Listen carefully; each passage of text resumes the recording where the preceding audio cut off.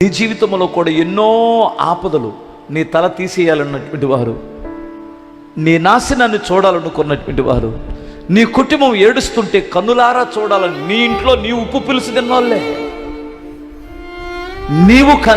నీ ఇంట్లో ఉన్న నీ కంచంలో భోజనం చేసినటువంటి వారే, నువ్వు నాశనమైతే హర్షించాలని చూసేటువంటి వారు ఎంతో మంది ఉండొచ్చు.